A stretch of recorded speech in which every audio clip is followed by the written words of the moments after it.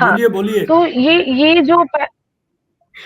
जो जब सचिन सर आप जब बात कर रहे थे कि यूट्यूबर्स बहुत माहौल बनाते हैं, दिखाते हैं, वो पहले से बहुत एजेंडा बेस्ड बहुत सारी चीजें हैं। लेकिन ग्राउंड पे इससे क्योंकि जब हम वीडियो तैयार कर रहे हैं तो हम क्या दिखाना चाह रहे हैं ये मैटर करता है। मेरी महेंद्र सर से बात भी हुई थी उस टाइम जब ये वोट अधिकार रैली निकली थी। मैंने सर को फोन करके बताया कि जो लोग आपको उसमें दिख रहे हैं वो सभी लोग ऐसा नहीं है कि वो उस रैली में ही शामिल। बहुत सारे लोग हैं जो सिर्फ देखने आए हैं। जैसे दरभंगा में मैंने देखा, मुजफ्फरपुर में देखा, इवन जब आरा में आई रैली, बहुत भीड़ थी, लोग चाहने वाले भी थे। लेकिन कुछ परसेंट ऐसा भी है कि भाई जो सिर्फ देखने आए कि क्या हो रहा है, राहुल गांधी कैसे दिखते हैं या तेजस्वी कैसे दिख रहे हैं, वो देखने भी लोग आए हुए थे। वो वोट में तब्दील नहीं हो पाई ये चीजें। लेकिन जब आप यूट्यूब को देखेंगे तो आपका सब, जब आप दिल्ली में बैठे या कोलकाता में या किसी और सिटी में बैठ के जब आप देख रहे हैं तो आपको लग रहा है कि नहीं नहीं बहुत माहौल है, बहुत सीरियस।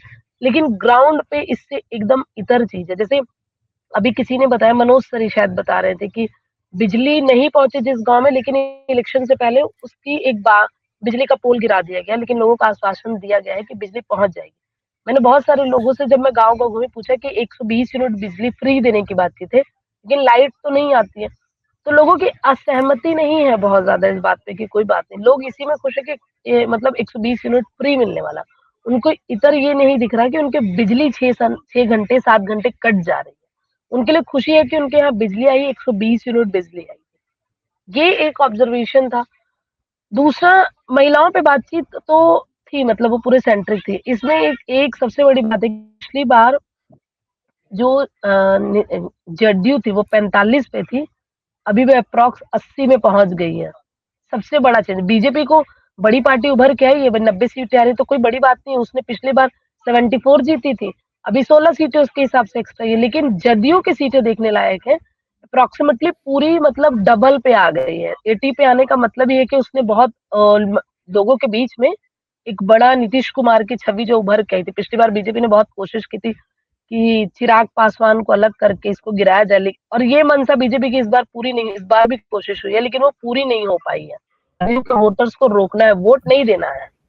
तो ये एक जो चलाया गया है पूरी तरह से, जदयू खत्म करना है क्या, या नीतीश कुमार बीमार है वो नहीं बोल पा रहे। इसके बाद नीतीश कुमार ने इस बार भी 2020 में इतनी एंटी इनकम्बेंसी होने के बाद भी इतनी रैलियां नहीं की जितनी इस साल की है। इस बार वो ज्यादा बाहर निकले हैं, जो लोगों से मिले हैं।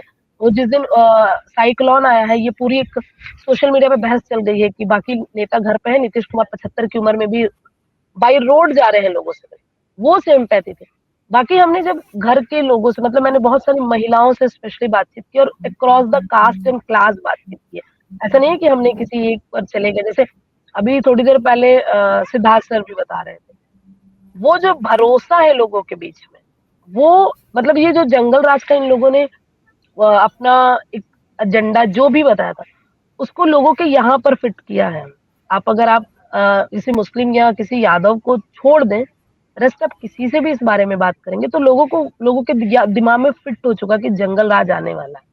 लोग जब उसका कोई काउंटर कर रहा है ना कि दिन में ही मर्डर हो जा रहा, तो उसका काउंटर में जवाब आ रहा, हम तो पहले 6 बजे भी बाहर नहीं निकल पा रहे। तो जो ग्राउंड की रियलिटी थी वो एक्चुअली में जो दिखाया जा रहा था वो बहुत अलग थी। और लोगों ने कई जगह जब मैं गई तो लोगों ने क्या कहा है, इनकी खुद की ही आपस में नहीं बन रही है। खुद अब ये बात बछवाड़ा की है जहां पर कांग्रेस और सीपीआई की फ्रेंडली फाइट है, और दूसरी प्रतिमा दास जिस सीट से थी वहां फ्रेंडली फाइट है। यहाँ लोगों में क्या था कि जब इनकी आपस में नहीं बन रही है तो ये जनता का क्या करने वाले हैं। वहां एक हम लोग गए जब लोगों से मिलने के लिए, एक ही कम्युनिटी के, भूमियार कम्युनिटी के ही भाई, कांग्रेस का सपोर्टर भी है, वो क्या उसको कहते हैं हम, सीपीआई का भी सपोर्टर है, बीजेपी का भी सपोर्टर है, जदयू का भी सपोर्टर है। सपोर्टिंग एक अलग जगह पर हो रही है। लेकिन कास्ट का इक्वेशन देखने पर वही समझ में आ रहा था कि लोगों में एक ये वाला था। लोग कह रहे थे कि ये जब सीट ही नहीं बंटवारा कर पाए टाइम आने तक, सारी चीजें नहीं हो पाई तो ये आगे क्या कर पाए। तो वो जो मैसेज गया ना लोगों के बीच में कि बीजेपी ने तो भाई किसी तरह सारी चीजें सेटल कर ली हैं, ये नहीं कर पाए, वो एक बड़ा ही नेगेटिव इम्पैक्ट जो है वो पड़ा है। खासकर मेरे हिसाब से फ्रेंडली फाइट का एक नेगेटिव इम्पैक्ट पड़ा है लोगों के जीवन में कि आपने आपस में ही लड़ रहे तो अब बाकी क्या चीजें करना है। दूसरी बात, एआईएमआईएम ने लास्ट तक बहुत कोशिश की है महागठबंधन में शामिल होने की, और इस बार भी देखिए वो पिछली बार भी 5 सीटों पे था, अभी भी वही 5 सीटें जितनी सीमांचल की 5 सीटें थी ठाकुरगंज हो गया, कोचाधमन हो गई, बहादुरगंज हो गया, जबकि बहादुरगंज में प्रोफेसर साहब को इन लोगों ने टिकट दी थी, शकील शायद नाम है उनका, कांग्रेस की तरफ से, अच्छा होल्ड है उनका। फिर भी जो पिछली बार थे, जो पिछली बार एआईएमआईएम में शामिल हुए थे, उनको ही टिकट दी गई, वो भी जीत गए हैं। कोचाधमन की सीट पर बोला जा रहा था कि जदयू को छोड़ के मास्टर साहब आए हैं आरजेडी में और वो सीट ले जाएंगे।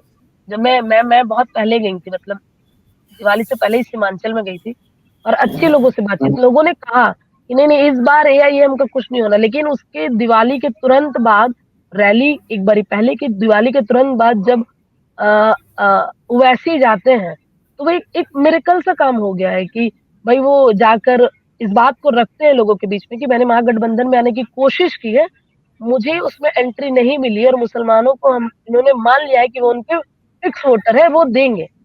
वो जो एकदम सेंटिमेंट लोगों के चेंज हुए हैं, जहाँ पर लोग कह रहे थे कि नहीं नहीं इस बार नहीं, हम बहुत क्लियर हैं वक्फ बोर्ड को लेकर, हमने स्टोरी भी की है वक्फ बोर्ड को लेकर, वहां लोगों में नाराजगी है नीतीश कुमार को वक्फ बोर्ड, वो एकदम आते आते तो अभी जस्ट मैंने जब देखा तो 5 सीटों पर ही। तो ओवरऑल जो मामला देखा जाए ग्राउंड पे, जब आप बात कर रहे हैं या लोगों से देख रहे हैं, तो तरह तरह की चीजें जो मतलब कास्ट से लेकर ये मतलब सीट शेयरिंग तक डिफरेंट लेयर दिखेंगी इसमें हारने की। और पिछली बार अच्छा, इतनी सीटें पूनम एक चीज, बार पूनम एक चीज, एक मैं यहीं पे एक आपसे और सवाल मैं ले लेता हूँ, क्योंकि आपसे फिर शायद आपका नेटवर्क रहे या ना रहे। ये जन स्वराज का आपको क्या दिखा? वैसे तो बहुत शोर था, उनके वीडियो भी उनके बहुत वहाँ भीड़, ऐसा ऐसा दिखाया गया कि बहुत भीड़ जुड़ रही है। ये भी कहा गया कि उन्होंने मुद्दे अच्छे उठाए हैं, शिक्षा का सवाल उठाया है, पलायन का सवाल उठाया है। और जो बिहार, जो प्रशांत किशोर और उनके समर्थकों का कहना था कि बिहार की राजनीति जो पिछले 35 साल से दो चेहरों में कैद होकर रह गई है, उसके बीच उन्होंने उन्होंने ताज़ा हवा की तरह उन्होंने एक माहौल बनाया है। क्या ये चीज़ें आपको तब जमीन पर इसके कुछ संकेत आपको दिख रहे थे, या आज तो उनकी स्थिति यह है कि शायद अब तो वो कहीं है ही नहीं, कहीं वो जो उसमें, तो इसको आप कैसे, आप अगर एक कोई टिप्पणी आप इस पर करें?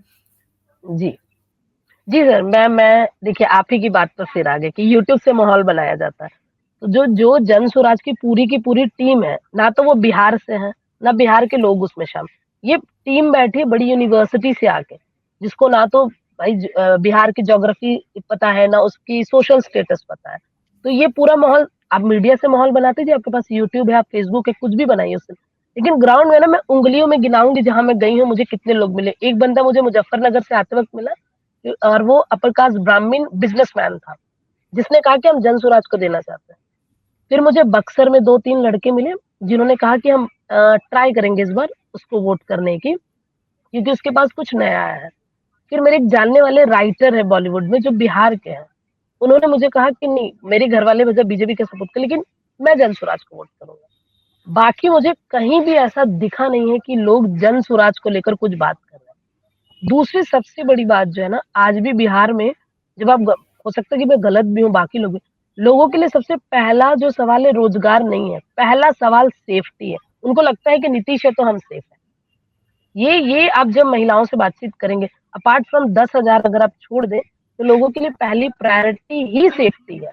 नौकरी उनको लगता है कि बाहर जाके कमाना हमारे लिए ठीक है, कोई हम एडजस्ट हो जाएंगे, लेकिन सेफ है तो सारी चीजें। तो जन स्वराज ने जो माहौल बनाया है सोशल मीडिया से, हमें तो पहले ही पता था कि मैं शुरू से ही कह रही थी कि बहुत हार्डली 1 से 5 अगर आ गई तो आगे, नहीं तो बहुत कम उम्मीद है उसके नहीं। और आज शायद 1 ही सीट अभी तक वो लीड कर रहे हैं, 1 या 2 सीट अभी तक लीड थे, अभी तो मैंने जस्ट देखा नहीं क्या हुआ। तो ये मामला वोट जो है कि परसेंटेज बिहार, भी वोट परसेंटेज भी वो कुछ नहीं ला सके। लोगों का कहना था हाँ कि 10 सीटें था, जबकि मिलेंगी या नहीं, 8% तक वो लोग, वोट ला सकते हैं, लेकिन वो तो हुआ नहीं। लेकिन सर एक बात देखिए, 10% वोट परसेंट था लोकसभा चुनाव में। लोकसभा में जो वोट होता है उसका बिखराव अलग है, विधानसभा का बिखराव अलग होता है। विधानसभा बहुत सेंट्रिक मामलों पे लड़ा जा रहा है कि आपकी छोटे छोटे मुद्दों पे चीजें आ रही हैं। तो जी, ये जो चीजें थी वो थी, जब मैं अभी एक एग्जाम्पल भी आपको दे पूनम, रही, मैंने कल आप ही एक थोड़े परिवार से संक्षेप में बातचीत अपनी की है। बात आप कंक्लूड कर लीजिए, संक्षेप में हाँ कंक्लूड कीजिए। हाँ। जी, कल ही मैं एक फैमिली में बातचीत कर रही थी, भीड़ की जहाँ तक बात है, भीड़ बहुत जगह नहीं दिखी है, हमें माझी की उसमें भी नहीं दिखी। लेकिन जो भीड़ आपको बीजेपी या जदयू में दिखी, वो सिर्फ जीविका दीदी की वजह से थी। क्योंकि जीविका, आशा जितनी भी थी, इन सबको बोला गया था कि आपको हर जगह आना है। और यही वजह है कि एक ही परिवार में जहाँ जीविका दीदी है, उनके घर से महिलाओं ने जदयू को वोट किया और पुरुष जा रहे हैं आरजेडी को वोट करने। तो ये इक्वेशन भी देखने को मिला है हमें कि ये सारी चीज़ें हुई हैं और ये इम्पैक्ट सर आप अगर लास्ट इलेक्शन से देखेंगे, छत्तीसगढ़ चुनाव में देख लीजिए या फिर आप राजस्थान में देखिए या आने वाले बंगाल में भी देखिए, ममता बनर्जी भी जो 2026 के इलेक्शन में करने वाली सेंटर सिर्फ महिला है। तब बहुत सारे इक्वेशन बदल चुका है चुनाव में, जहाँ महिलाओं को सेंटर में रख के सारी चीज़ें की जा रही हैं।